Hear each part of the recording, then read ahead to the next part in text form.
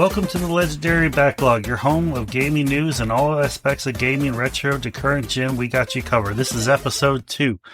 My name is Brian. You can find me at TryWinBrian on X, and you can also find this podcast at the Legendary Backlog on all podcast apps. My host today is also Brian. Brian, would you like to go ahead and introduce yourself? Hey, everyone. Yes, my name is also Brian, and you can find me on X and Blue Sky at Nostalgic Pixel, and also in the future YouTube channel to see more updates there. Why don't we go ahead and get in what we've been playing this week? Do you want to go ahead and start, Brian? Okay, sure. Yeah, I'd be happy to. In fact, what I've been playing lately these days, again, it just continues to be more in my analog pocket. One neat thing is a new core got released to the public this week, which is IRAM 72, I believe. Anyway, it allows you to play R-Type, Ninja Spirit, and Legend of Hero Toma, and a few other games, and they're a lot of fun. It's like the arcade for IRAM that was like into the 80s, like the late 80s. So anyway, it was a lot of fun. You can play like the original R-Type and R-Type 2, and I played a lot of that. And then, of course, I still like to regularly play California games for the Atari Lynx, the surfing, just to get a few high points. It's fun.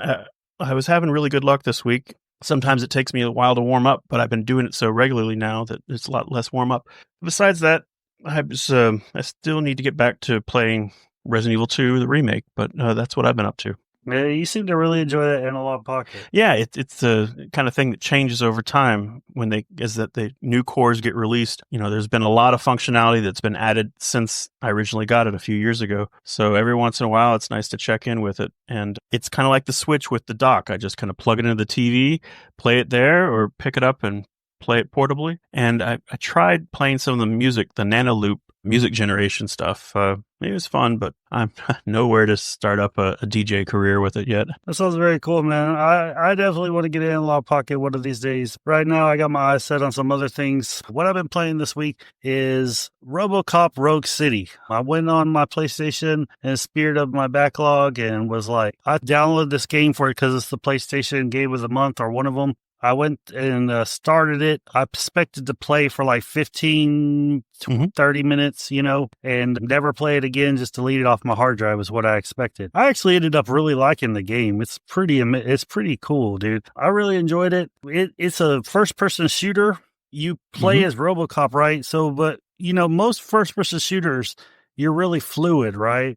And in this one, they nailed the robotic feeling of being robot. Yeah, very stiff movements and deliberate movements. And then you got all the scanning from being RoboCop, like the enemies scan and stuff like that. And he's got his gun, which is pretty cool. And this game just blew me away at just how deep it got, because I didn't expect much from it at all. I think it's more like right place, right time. It has a talent tree and has tons of talents, and there's all different ways you can go. I ended up being a tanky build. Like I got my health up and I got my armor up real high first. And the number one reason I did that is because when you get your armor to the top, you ricochet bullets, like low class bullets, and you actually kill people with the ricochets, which is awesome. So you just ricochet off you. That's cool. That game, I looked very nostalgic, the people developers were talking about it, were very passionate about like getting it right for the fans that are fans of like the first RoboCop. So it looks like they're trying to like put you right into that setting from that movie, which is cool. Yeah, they do a great job of putting you in the setting of the movie. The old Detroit that they did is just amazing. And the different environments are cool. Now, I'm not saying it's amazing like a AAA high class, like a Naughty Dog game or something like that. No, but it should be like a good AA game. Yeah, but this is like the top of AA in my opinion, right? Okay. I mean, like Bethesda's got trouble because the people that they made look better than like Bethesda games, RoboCop looks amazing. I mean, they just really nailed him. You can tell they spent all the graphical power on RoboCop, which is interesting because you only see him in cutscenes, but he looks amazing. The story is like all right, but the bad guy makes a really cool entrance, and there's some cool parts. The boss fights are really fun, and I really enjoyed it. But I did have one major problem with this game. What was that? Is that you could tell that it was rushed because about the last 20% of the game, like I was really digging it and just going through it. And then the last 20%, the dialogue starts to unsync with their mouth. You know what I'm saying? Mm-hmm. Yeah, it loses synchronization with the voice. Yeah. Oh, It looks like a bad foreign film. So the synchronization with the voice is off. yeah, like an old kung fu film. And it started very slowly, right? Like I saw one scene, I was like, oh, okay, well, I guess they missed that on QA. And then I saw it on another scene. And by the time you get to the end, you're hearing dialogue like 4 or 5 seconds after it happened. And it totally ruins the end of the game. Oh, wow. Huh. Maybe that's like a bug. It may be a bug, but it just was really disappointing. You could tell this thing was rushed. The last 20% was a lot more buggy. I saw like 2 things. I saw one character just start jumping up and down as I was doing a cutscene with them. And then I saw like a baseball filled base, just it was moving around like in a square, like almost like the polygon it was sitting on, it was like, going around it. It was just really weird. So that was kind of disappointing, but overall I liked it. I liked it enough to go ahead and beat it. Oh, wow. You played through the whole thing. So how long is it? Like 8 hours, 7 hours, 6? No, it's more like 14, 17 hours, something like that. Oh, And the thing about it is that you go and you explore areas, and the way it works is you heal by having these things called chargers, right? They're like little cylinders that are glow green, and you find them everywhere. Or not everywhere. They're actually kind of rare, and that's the only way you heal, right? And so what you have to do is in certain situations you have to start looking around almost like it's Resident Evil for these things, right? And you'll pick up like crime evidence and other things, and there's other secrets that you can find. oh, that's nice. It's not just a straightforward shooter. Yeah, it's not a straightforward shooter. And there's side quests in it. It's not just the main quest. There's side quests and they're optional. Some of them give good XP, some of them don't. Some of them are ridiculous for the amount of XP they give you. But you definitely want to get a lot of XP in that game because you get really overpowered towards the end, but the end also gets really hard, if that makes sense.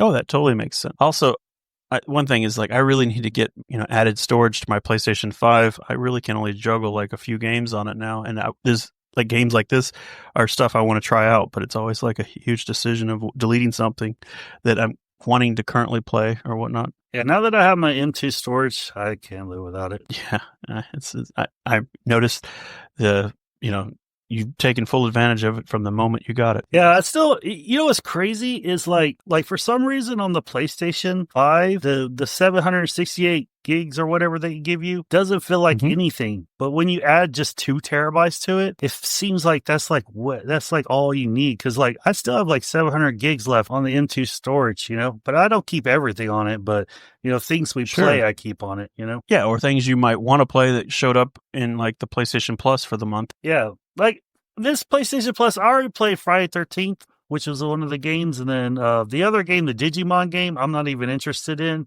Oh, you played the Friday the 13th game? Yeah.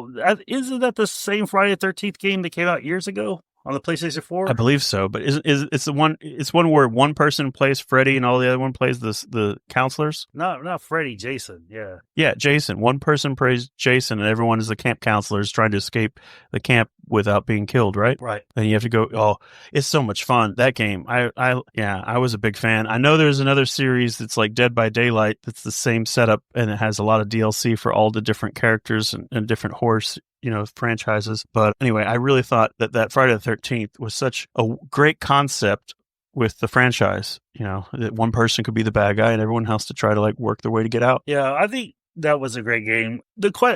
I love that game and I played about, 30 hours of it. But the question is like, how much are you going to play it, because there's really like not much. There's, you're really not leveling up, there's nothing, there's no carrot on the stick. Really? No, I was leveling up. There was things you can unlock and stuff, but it takes a lot of replay, like this similar effort that you put in Call of Duty, it'd be a grind. Yeah, it just feels like a grind. Call of Duty, you're always unlocking stuff. Not half the stuff you don't care about, but you're always just like, it's a dopamine rush. No, I can bet. Yeah, I'm sure they have that dialed in really well. But that really is the only game I played this week. I beat it this morning. I really enjoyed it. It really shocked me. Didn't expect to play it that much. But it's just so relaxing playing. It's not one of those like, where you have to like sit there and just move the joysticks like a nonstop. It's real because RoboCop, he can't even run, he can't even jump, and he can't even walk up steps in this game. But what he can do is fall down like 3 stories, like with no problem. So it's he can just hurl himself off a building and just be no problem yeah, getting it's up. pretty badass when they do that, but they don't do that often. That's interesting. He can't do stairs. That was kind of a principal feature in the first movie, that he was able to use stairs. Okay, let me paraphrase. He could do stairs because that would break the game if he couldn't. But like, if you walk up to Slow, a slab, like a curb, right? That's just or not a curb, but like something that's like a foot high that he could just step over, right? He has to find a ramp up, Oh, okay. So he's while he can walk upstairs, he can't like take big steps around the area if it's not like a step height. And he's RoboCop, so he doesn't really dodge good or anything, right? Like you can actually spec into dodging, Yeah. which helps out a lot. I did that towards the end. I can't imagine him jumping and rolling around, like dodging. So you have to be really creative how you use the environment to narrow how many enemies are hitting you. Because in this game, like you never really fight one person or 2 or 3 people at a time. Like you fight like 15 guys all coming at you at once, because you're RoboCop. Oh, cool. Well, that's great. Yeah, you beat a whole game in a week like that, and it's 14 hours. That's a lot of game. Like you said, there's still some side quests open. Well, cool. That's neat. You played through it all because I was thinking about giving it a shot, but yeah, that's neat. You got through it all. Yeah, and then for the trophy hunters, I just playing through it, I got 76% of the trophies. I'm like 4 or 5 away from platinum it, and I got like 4 gold and 3 silver out of it already. So it's a good playthrough for the trophy hunters. Well, good. Well, yeah, and it's the PlayStation Plus game for anybody who has that subscription. And it's PlayStation Plus games are so hit and miss, Mm-hmm. And I guess I tell myself that they're trying to appease to all gamers, right? But some games you're just like some months you're just blown away by the games that you get, and then other months you're like, I'm not really interested in any of that. Yeah, it can be hit and miss. Sometimes it's like, wow, we get this one this month? That's great. And I meant to play this game. One of the things, before we move on, sorry, I keep talking about this game. The writing was really good in this game, like better than it deserved. Oh, that's good because like the sequels to RoboCop,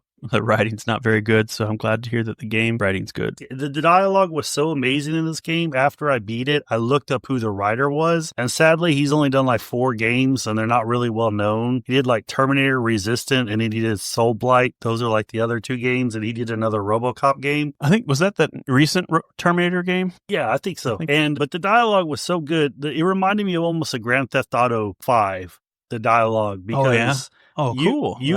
That's high praise. Yeah, that's what I'm saying. It's way better than it deserves. Because RoboCop always has a good comeback. Like, they really wrote RoboCop really well. And yeah, and you get choice dialogues, and it really matters what you say because you'll affect the choices and the outcome of the game. It's like this game is really deeper than, than it looks. So I keep getting to different points.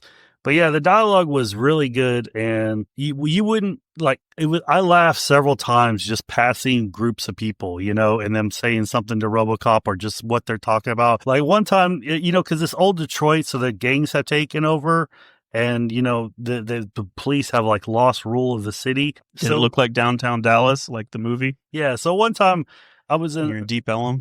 Yeah.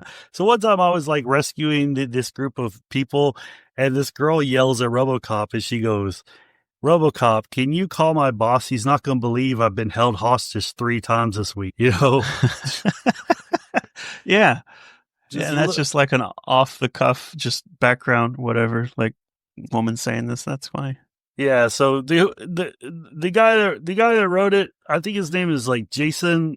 I can't remember his name, but he really deserves like another shot at another video game. He did an amazing job. Oh, cool. Let's go ahead and get into the news of this week. Number 1. All right. Fans fight scalpers on Nintendo Switch 2. Basically, go into this. What's happening is fans are kind of like all bulking together and reporting every Nintendo Switch like pre-order on eBay and other sites and basically forcing them to take it down.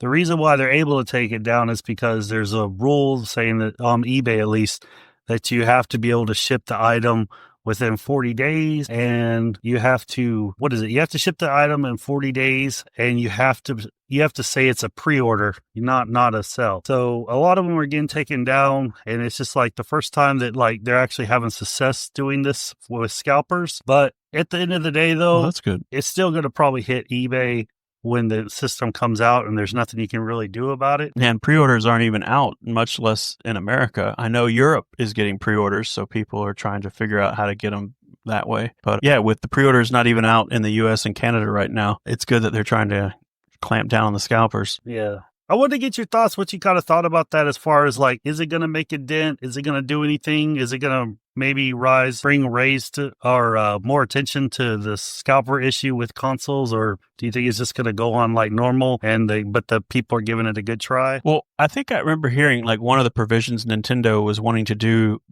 with the pre-orders to prevent scalpers is you had to verify like your Nintendo online account, and you had to show that you've had or have like an active Nintendo online subscription account that's been like a year old or so that that you're not like, you didn't just create your Nintendo online account to scalp the Switch 2. But at the same time, the fact that like they're offering like free online till March, and at the same time pre-orders have to show that they already have the subscription, it's not really, I mean, it's nice that they're offering it for free, but not if you're already paying for it.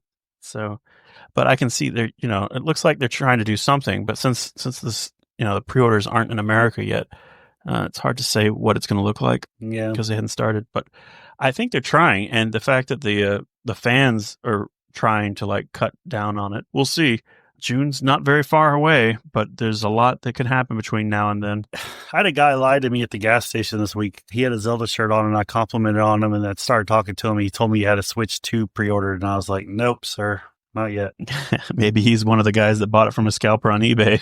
Maybe. Yeah, I think it's good that people are trying. How much effect it's going to have, I don't know. But a good fight's worth fighting, right? So it's better to make it harder for scalpers than it is easier, for sure. Exactly. You know what I think? I personally, if I was Nintendo, I would give the pre-order chance to like the first like 3-year people the first people that signed up for Nintendo Online in the first 3 years, and then I would go like next after that. You know what I'm saying? Have like a seniority system for pre-orders? Yeah, exactly. That way, you're not just getting scalpers, So yeah, I mean, they could take it even a step further and look at your Nintendo points and see how many games you've registered to your account to like see how serious you were if they wanted to do that. But I have a question. I've only heard of Nintendo talking about pre-orders, and not having pre-orders, but are like other outlets that are going to be getting it, like I guess like Best Buy, Amazon, and GameStop. Are they doing pre-orders? Not yet. Okay, not yet. No, not that I've seen news wise, anyways. Mm-hmm. The other only thing I've seen lately with scalpers and stuff is like limited run games and stuff. Like the way limited run has handled it has changed with their pre-order system, has really cut down on scalpers. It's just the moment it's no longer available, like boom, scalpers just got it. And it's a pre-order thing. So it's like they don't have it. They may not have it for a year before they mail it to you. So I don't know. Yeah, but it seems like they're definitely trying to do something to combat scalpers, because whether or not the Nintendo Switch launch is a success, it's most likely going to sell out. What do you think is going to happen to limited run this next generation? Think they're just going to keep making old games, or are they going to be publishing more and more games on the next gen? That company's changed a lot over the years. Not only do they re-release games like on the PlayStation and the Switch, and now they even have like Xbox releases. Sometimes they'll do like reproduction releases of old systems, like cartridges and systems and stuff. And although there was that one, they've had some pretty bad stories in their experience too. Like I think there was one time they were selling like a reproduction game for the 3DO, and it turned out it was just a burnt disc with like marker for the writing on it, and it's like, guys, there's some copy protection on my system or whatever. Just like it's just like, I paid $40 for a CDR. Like, come on, so they've had theirs, but I think like I said, they moved into more publishing again, which is not too far off the original company, because the original company is that guy made a game for the PSP or the Vita, and then like he wanted to release it and no one was going to publish it, so he self-published, and that's where he started limit, and then he started publishing other people's games, and that started Limited Run. So if Limited Run is now publishing their own games again, it's kind of full circle. Next item on the news list is Marathon, the new Sony live service game that needs to be a hit by Bungie. Had hands on through IGN. People are saying Bungie is back in PvP. Go through this. This is what people are saying. It's really satisfying gameplay. There's hero classes involved. The AI seems pretty hard, so it's not an easy thing to run through. The world they built, the style and levels of enemies, to me, I personally don't really like it that much, but it's unique. It just doesn't it's not my jam as far as the world they built. But I really like the artisticness of it. But yeah, but a lot of people seem to really like that, though. Yeah, my experience with Marathon goes back on the original Mac releases and stuff, and I had fun playing them, and even did a few Mac LAN parties playing, Marathon. It was always a very colorful first-person shooter. While it was competing with like Doom and everything, it was just at that time a lot of people were making them, and then of course Bungie ended up making Halo, but at first Halo looked like it was going to be a future Marathon, but it kept changing more and more that, it kind of became its own thing.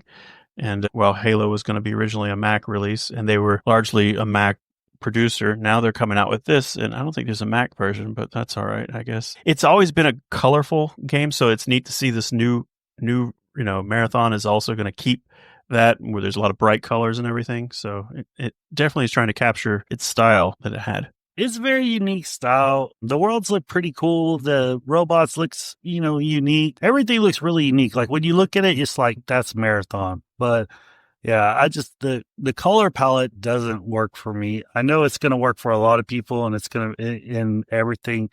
But what might work for me is everybody's saying it's got really satisfying gunplay.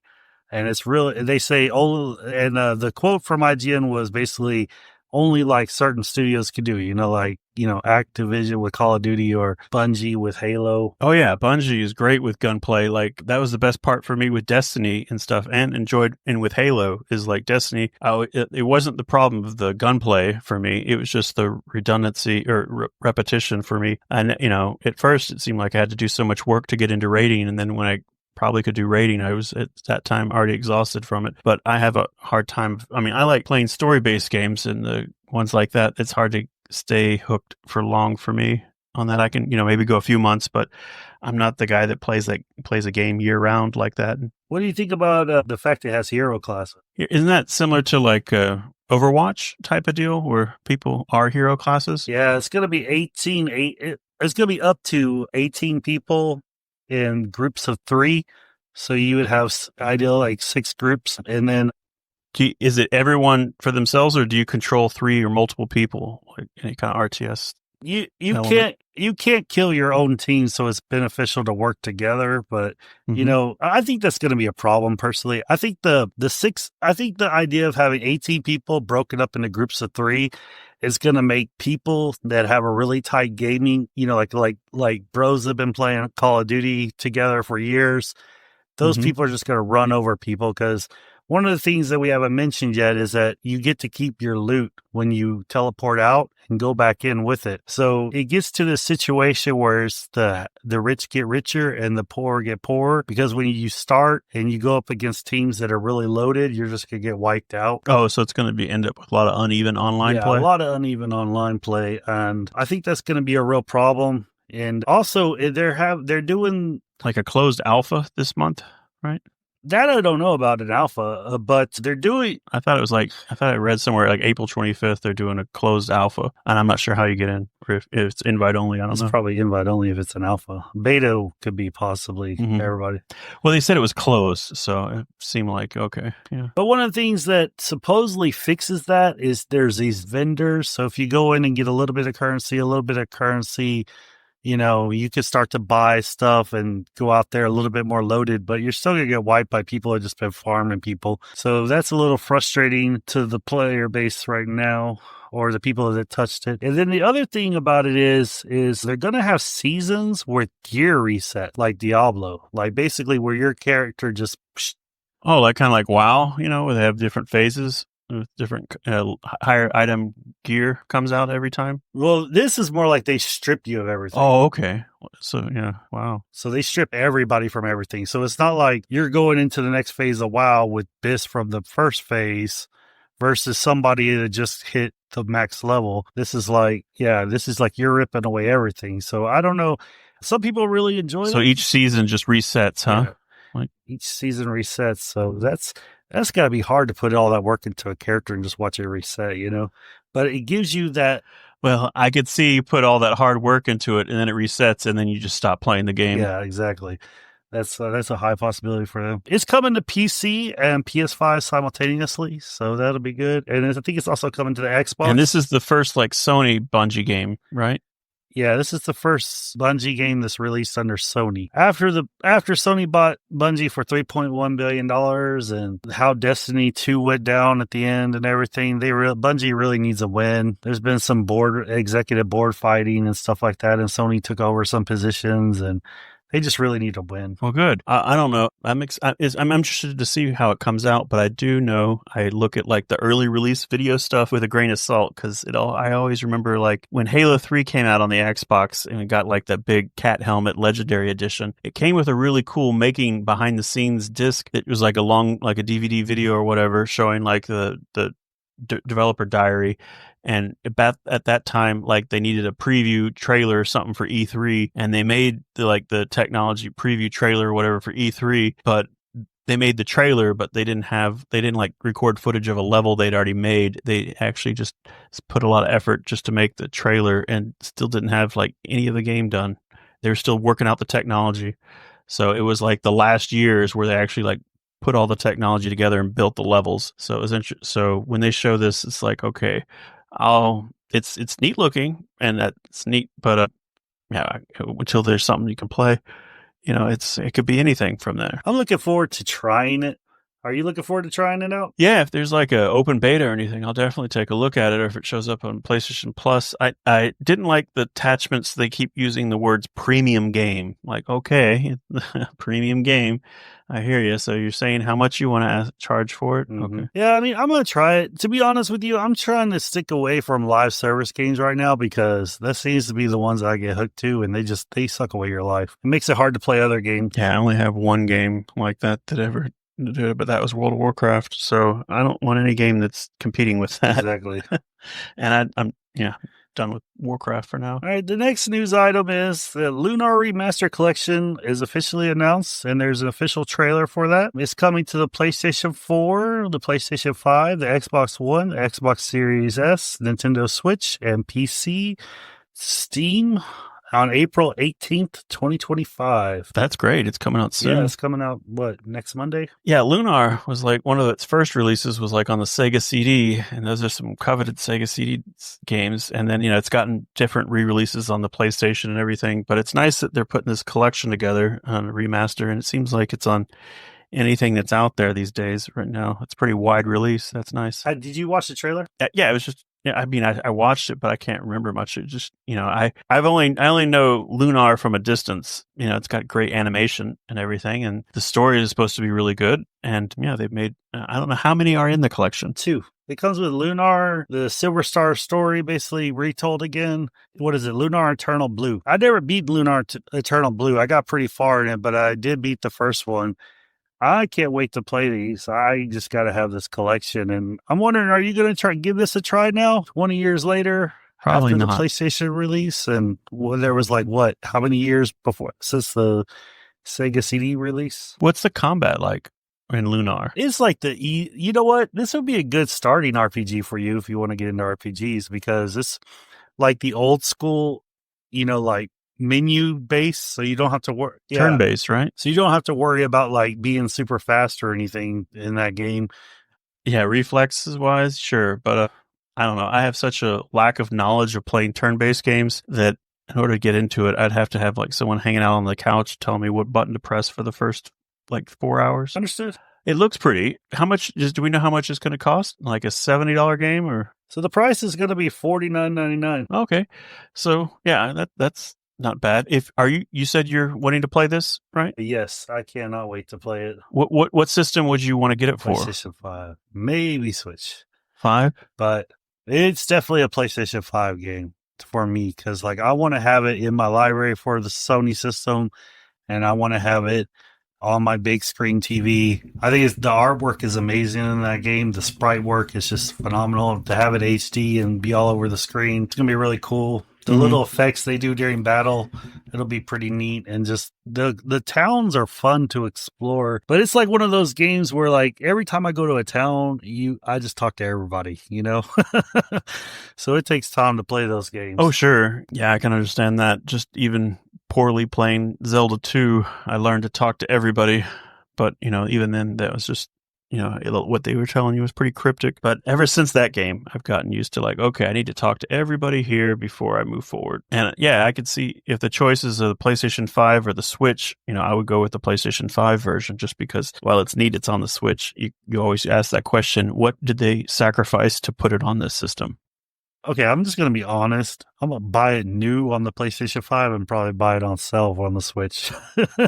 Especially if there's a Switch 2 version. Well, or Steam, on sale on Steam. Yeah. The Xbox, I wonder, well, maybe Digital Foundry will do a video and tell us which differences, if there is much, between the editions. Yeah, the stinky Switch is definitely like when I played, what was it I played? Octopath Traveler 2. I got it on the Switch because I like to play those old school RPGs portable a lot of times because they're like nice, lay in bed right before bed, play a couple hours. But the problem is that the Switch had a big graphical gap between Octopath on the PlayStation 5 and the Switch. Like on menus and stuff, there's all this sparkling that was missing. And that was the point. I was like, well, I still am glad I got it on the Switch, and I would prefer to play it on the Switch. And I can see myself playing Lunar that way. That's why I'm kind of still debating which one, but I'm leaning PlayStation 5, mostly because I want it in that library. Yeah, I was just thinking with that game being so long, or the collection of games so long, if there wasn't like a big technology difference between the Switch and the PlayStation 5 version, then yeah, you could probably, get a few hours here and there on the Switch instead of having to have the like living room TV time. Plus, I know it came out on the Sega CD originally, but to me, it's a PlayStation game as I grew up, right? Because I never had a Sega CD. Oh yeah, no, the PlayStation versions were really nice. I think it was still Working Designs doing the transfers over for the US. So yeah, those are really high quality of ones. So I mean, it's just the only time I hear people talk about the Sega CD are the ones that have like not only love Lunar but have like played all the different versions of Lunar, and yeah. Well, just that Sony lineage. It's a Sony game to me, in my opinion. Just like that, the way that's how I view it. No, I could see that. Sure, even though now today it's on everything that exists, but it feels like a PlayStation 1 franchise that's grown up with you. So the next news item is there's a custom portable Sega Dreamcast hits AliExpress for $500. This custom built Sega Dreamcast portable machine, that aesthetic of the original Dreamcast controller, while adding a 4.3-inch LCD screen. It's got an integrated VMU memory card, which I think is just amazing. And then the portable version. It incorporates GDEMU like functionality, allowing to load games from SD rather than optical disc. Are you in the market, Brian? Yeah, so it's got an optical disc emulator. Yeah, I'm just looking at that now. Yeah, that's neat. I've seen that they've done that before, and they also they have them for like the PlayStation 2. It's interesting what they do. Like I've watched a video where they broke it all down and how it's basically they took like a Dreamcast and like pared it down as much as they could, and yeah, you can get these from AliExpress. That's cool. Portable, pretty bulky, but it's what it is. It's a portable Dreamcast in 2025 with all the trappings. That's pretty neat. And yeah, that's for $500. Are you in the market for one? Or are you gonna wait for the dock? No, I think my next step for like Dreamcast hardware would just be to get the optical emulator for my existing Dreamcast first, probably before I go for a portable. It's pretty cool. I have my one friend Arthur. I know he loved the Dreamcast so much, he got the logo tattooed on him. So he's a real big Dreamcast fan. I have to send this his way, and I'm curious if he would pull the trigger on it, because he might actually be the right customer for this. I just wonder why it's not the Sega Saturn. Well, I've seen Sega Saturns on AliExpress. What they've been doing with those lately is Same thing with the optical drive emulator, but they're actually, some people are upset about it because they're taking actual Saturn hardware, ripping out all the guts, putting a new case on it, and taking the drive out, and then selling it with like that expansion cartridge, the Sorrow things, to where it'll play games off of an SD card through the cartridge slot. It's neat. And like I said, I've seen like a mini, like portable PlayStation 2 from AliExpress. And like I said, it's just like almost by hand construction of someone like tearing down the board and like removing parts of it that don't fit. But instead of it being like a one-off, they're selling it, on AliExpress. It's kind of neat. But yeah, I'm not going to pull the trigger on this, but still want to look at an optical drive emulator. I think the best thing is it's got an integrated VMU card. That gives it off. That is a neat feature. That's a neat feature. That's definitely a Dreamcast feature and something that no other console has yet to reproduce. And it gives that authentic Dreamcast feeling to it. Fully at all.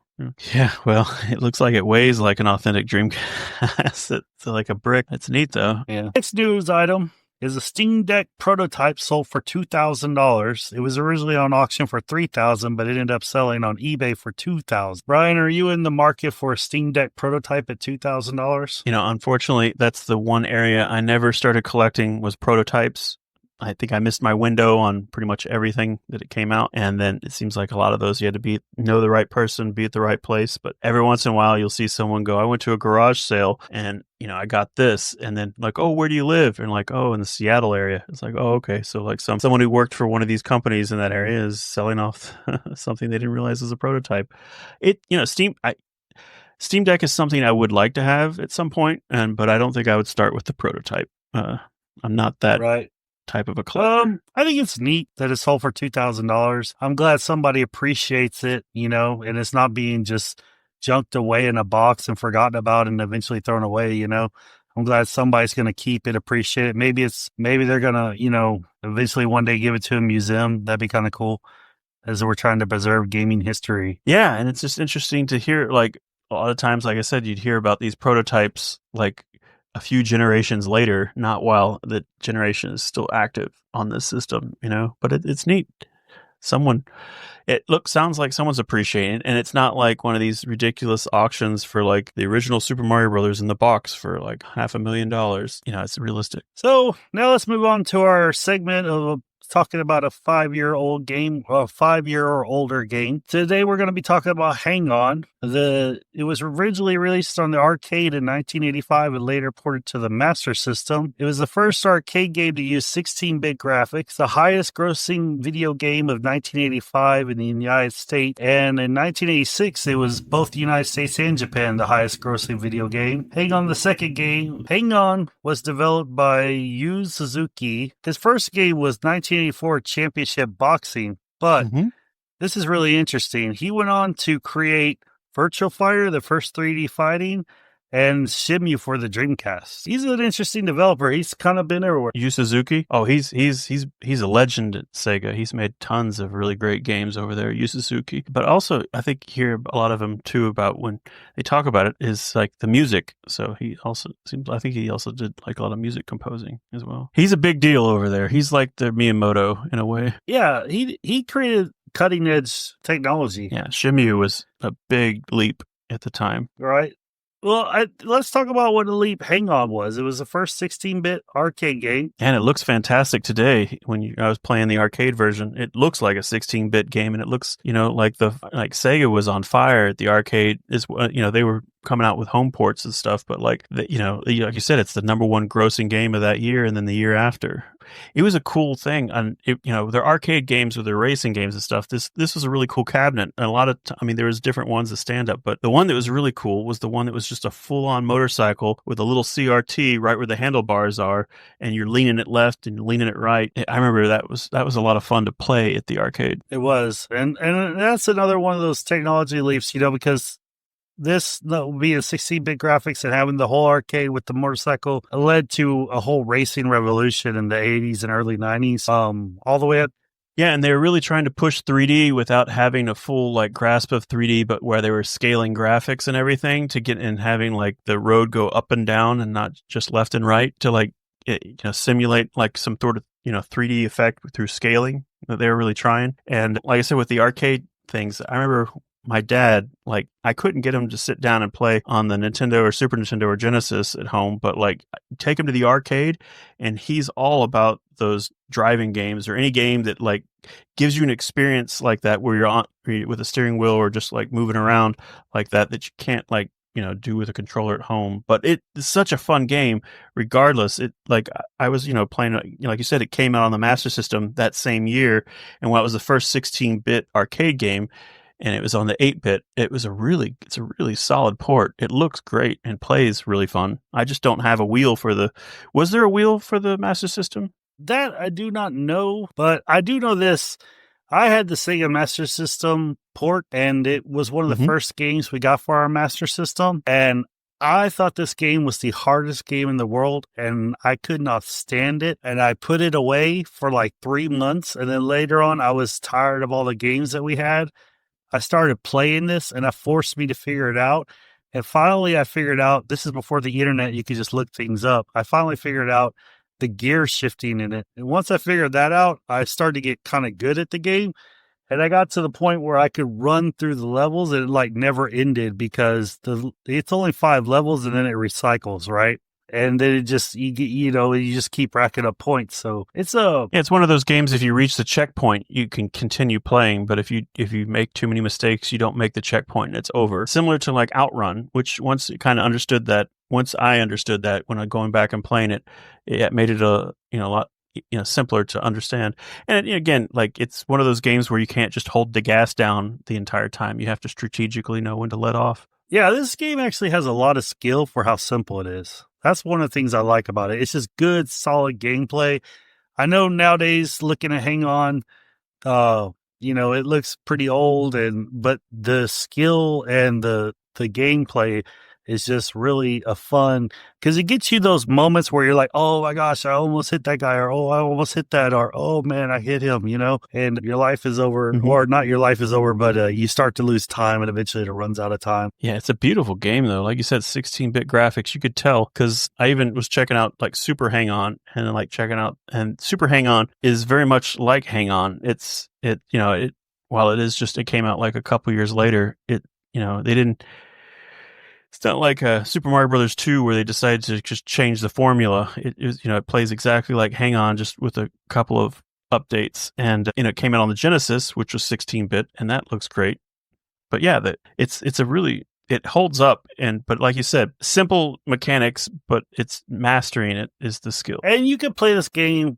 You could play this game for like 5 minutes, or you could play it for like an hour or two. It's just, I love games that you just pop in and get into, That's this game. Oh yeah, that's the fun part too. It's not like you're not spending 14 hours, there's no story, but you can play it as long or amount of time or just pop in for a little bit. You insert the cartridge or you go to the arcade, you insert a coin, and it's like no dialogue, no nothing, no trading, no tutorials. It's just like, you better know how to play and we're going to go. I miss that about old games, Sometimes I think we're just too hand-holding nowadays, but like I said, I did as a kid, I thought it was the worst game in the world and chunked it away for 3 months, so maybe those tutorials are onto something. I don't know. Hey, I have a question. Do you remember for your Master System for Hang On, was it a cartridge that included like multiple games and one of them was Hang On, or was it only Hang On? Do you remember?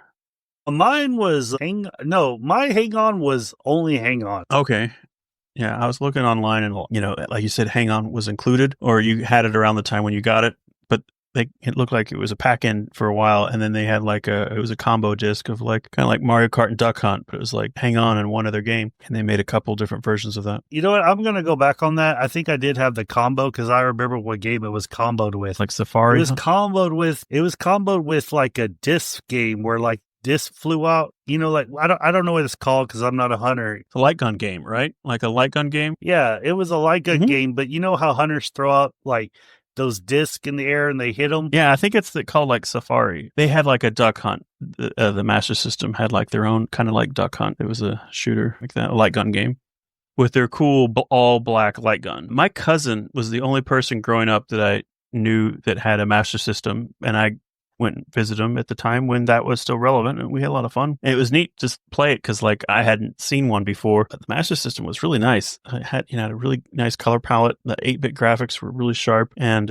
like you said, Sega had a lot of arcade games in the fire, and they were really good at porting them over to the console. The Master System was amazing. Like, people just didn't know back then, like, how amazing the Master System was. It was just laughed at for like a long time, but I was sitting there playing like, Hang on it, Phantasy Star, a bunch of games that it's just amazing. They have some really good ones. Yeah. And the other thing about Hang On that I like is I like how it's simple. It's an arcade game. It's something you can learn and just have fun with. I bought I still like motorcycle games, and I buy buy one every couple years and play them. But the problem is that they're all so technical. They're like Gran Turismo ish motorcycle games. It's like real hard to drive. You got to learn. You got to do everything right, or you're gonna wreck. Do they have motorcycles in Grand Theft Auto these days? Yeah. Okay. But yeah, I love arcading racing games.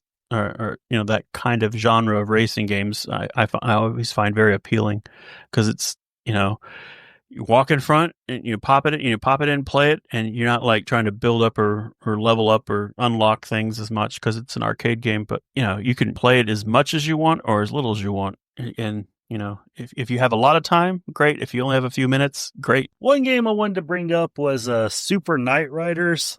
It's basically a Hang On ripoff, but it's got modern day graphics and it's real fun. It has the same exact mechanics as Hang On. If you could play Hang On, you could play this game instantly. Like the first time I tried this game, I got several trophies because I already knew how to play Hang On so well. But it's a really good game, and it's on the PlayStation 4, so it's also on the PlayStation 5. So it's a good one if you want to try Hang On or something like Hang On and you don't have an old system or you don't have the old games. Sometimes those can be hard to get a hold of. This is a good alternative. It's called Super Knight Riders, and it's only $4.99. Well, that's really good. So, Brian, what are you going to be up to this week? Well, this week, let's see. I plan to revisit again Resident Evil 4, not the remake, but also before that, I want to replay the classic Resident Evil 4 because when I was playing it last, I was looking through the video footage. I didn't have like the first chapter point captured, but to make it fun, I'm going to try to do that first part with the New Game Plus. So I have all the gear from my game.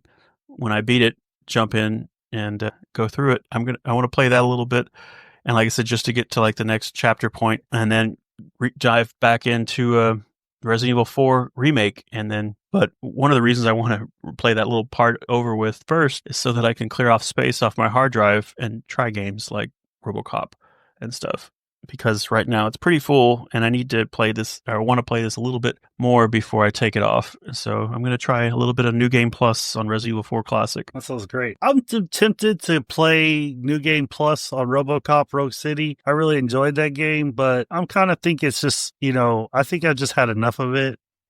I had the other day, I had something crazy happen to me. I started to play Call of Duty, and you know what? I didn't like it anymore, which is kind of a good thing and kind of it's a bittersweet thing, right? Because it's like a live service game. And it's like one of those games I could play every day and just kind of get into and, for like 15 minutes to an hour, Oh, that's good. Yeah. I always like games like that you can jump in without having to like schedule out an hour or more. Yeah. But what I was going to say is with all those live service games, eventually you hit a point where you're just tired of it, and I logged on to Call of Duty. That's part of the reason why I ended up playing RoboCop Rogue City, because I just was like, I'm kind of over the grind. I got everything I want, I mean, these new characters, I could buy the paddle pass and level that all the way up, but the new characters and stuff just really don't seem worth it to me. And I guess I'm going to try and play other games this week. So I'm really not sure what I'm going to play. I'm kind of tempted to finish Final Fantasy VII Rebirth. I need to finish that. So I might head that way this week. Where can people find you, Brian? Yeah, again, thanks there. Yeah, people can find me. I'll be posting on my social media with X and Blue Sky, and then Instagram, and that's where you can find me. For Instagram, I try to come up with something, image related of, just so I was playing around with my camera the other day and realized I hadn't used it in so long. I kind of forgot what all the buttons do. So expect to see more on Instagram with, me going out and taking pictures there. But yeah, otherwise you might find, updates on Twitch where I'm going to be playing Resident Evil 4 Classic on Nostalgic Pixel TV, and then put the gameplay on my YouTube channel, Nostalgic Pixel. Sounds good. People can find me on Trywin Brian on X. You can find the podcast on the Legendary Backlog. Oh, actually, it's Legend Backlog on X. And then the Legendary Backlog on Instagram. The podcast can be found on Apple Podcasts, YouTube, Spotify, and please check out our Patreon. We have a Patreon. It's free to join. There's no paid tier, and we're just trying to build a cool community of gamers. So come and join us there. Yeah, we also are on YouTube. And hey, if you like the podcast and you're listening to it on your favorite podcast app, please leave a 5-star review. All right, thank you for listening, and we'll see you next time on the Legendary Backlog. Another one is in the can.